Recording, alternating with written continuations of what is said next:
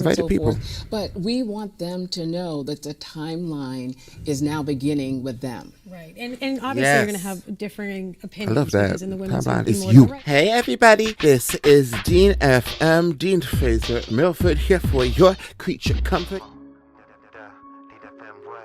And today I wanted to do another reaction video, and this one's going to be to African American Women's History at Pan African Historical Museum 2018. Another YouTube gem, underrated. It has 243 views. Things like this piss me off because it's like, if this was a Civil War soldiers who contributed to Civil War some way, somehow, friends of the Civil War, something like that, friends of Confederate soldiers, tell their anyways, let's get right into this. There's a new exhibit at Tower Square in Springfield highlighting the powerful impact of African American women on society.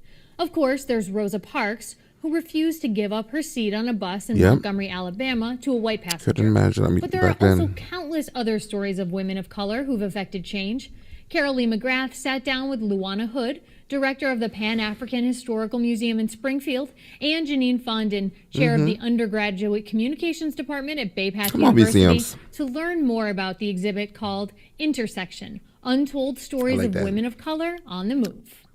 It's a 31 panel of all these fabulous women of color that you have been forgotten or left out of the timeline. It's more than the panel, to say the least. The object is to get their story, that you can understand that we were a part of this great country and that we just weren't sitting around waiting for somebody to rescue us. We had to be on the move. The intersection denotes that I'm not on the main street, and however that I have to get on to the main street, I'm going to do it. Even if you stop me at the intersection, I'm going to find another way to get onto Main Street. So you have an interesting connection I like to that. this exhibit. Tell us about your aunt, Ivory Morgan. Irene Morgan, and if it weren't for PBS, our family wouldn't have known the depth of her story. And it really begins in the entire exhibit where we go and interview and share the stories of women who came before and those who have come after. So Irene Morgan was not the first one act like it's not to necessary. Actually win a case regarding desegregation on interstate busing. There was actually many people who came before Rosa Parks. So and one of the ones that we cover would be Elizabeth Jennings Graham. Elizabeth Jennings Graham was from New York City. This is 1854. Her father was William Jennings. William Jennings is the first African American to receive a patent, and he got a patent for the dry skirt. She was in the dry cleaning business, and she was on her way to church. And at that particular time in New York, they had the horse-drawn trolleys. They could let you on if they wanted to, or they didn't have to because it was privately owned. And she's all dressed up, and she wants to get on, and the man says, "Get off." She says, "No, I got to go to church." So he gets to the police, and he pulls her off. And he says to her, "Now go home and fix that little dress you got." And she didn't go home. And she says, "No, I'm not going home. I'm going to my daddy." And she wouldn't tell her father what had happened to her. Her father went and got Chester A. Arthur for the attorney who becomes the 21st president of the United States of America. Come on, I like that. He used to say, she won that case. So I know that's right. You have Elizabeth Jennings Graham. You have my aunt Irene Morgan, who And what also year was that? That was 1946. 1946. Yes, that's so sweet. And as you will see as you go through the PBS files, you'll see her story that was including, some pieces that came before the Freedom Riders. So again, then we have Rosa Parks. So there are many women who came before, and we haven't heard their stories. And just like your grandmother, who's also in the exhibit. Yes, my grandmother is Dr. Eloise Franklin. She was a woman before her time. If she was 5 feet... She'd be tall. That's tall. But she was fearless. She was an international, national evangelist. She was a state mother in the Church of God in Christ. And when my grandfather passed in 1969, she took over the helm of the church, which was... let me say, wasn't a thing for a woman to do. And she believed that God could use... Look into it. Most influential black women in the field of which you are studying. Learn some of their story and how they navigated that system, no matter who you are. Learn a little bit about how black women played a part. She led it successfully. until her death in 1985.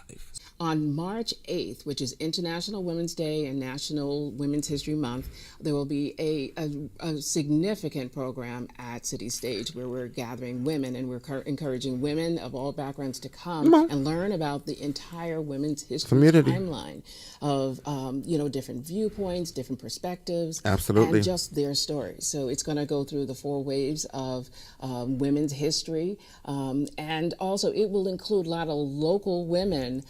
Like Bonnie Weaver from Dream Studios, some of our professors at Bay Path. So there'll be a lot of local people who are going to bring their take to the history. I And love you're going that. to have some young women Community kind of input. close out Want that here. the discussion. Yes. And what are you hoping to get from that? Obviously, their perspective, but live on a microphone, right? And they're going to just be given their perspective? Yes. Well, all of us, and even for myself as a professor, we're educating these young women, and a lot of them are participating in these great programs in Springfield, from the Women's Fund, Girls Inc. There are a number love to of hear it. them. And what we're hoping is that we will hear from a lot of those young women, to get on the microphone, kind of town meeting style, to share. Yeah. Just That's some of how their you do it, thoughts though. about If where you're we're trying to make an headed. impact or And you're trying to they're make a gonna point. be guided by It's that people big. who are going, the leaders of their programs Invite the and so people. forth. But we want them to know that the timeline is now beginning with them. Right. And obviously, you're going to Yes. have differing opinions. love that. Because in the women's Timeline movement, is- you have people who timeline might be is more you. to the right, might be more to the left. Are you encouraging that conversation among those young women? Yes, and as we right over to the discussed, all opinions popped up in 1977, the 40th, the anniversary of the 1977 first federally sponsored women's conference. So, and when they had that conference 40 years ago, I like that. All there conversations were are all welcome. perspectives, and like that. women came Kind of. together from the first time in the history of the country, came together in Houston, Texas, and I recently had the opportunity to speak there at the 40th anniversary, and all perspectives were represented once again. But the beauty I of hope it so. is that it all comes to the stage. And then they actually took votes on what people wanted and not wanted and so forth. And all we're asking is that we come together. So women out there, come together. Unity and actually makes the bring community. your thoughts, your perspectives, and let's guide these young women and hear their voices about where they're going. That's fantastic. So the intersection exhibit runs through March 31st. Yes, it does. At the Pan-African Museum at Tower Square. Yes, ma'am. All right. Luana and Janine, thank you so much for coming in and sharing Thank you. your thoughts. And it sounds like a fantastic exhibit as well. It's a good cause. Black people aren't blind to the reality that they are in, because we are in it. I've been followed around one too many stores. That, my dear, was reacting to African American women's history at Pan African Historical Museum. I hope you have a nice day. I'll talk to you later. Bye-bye.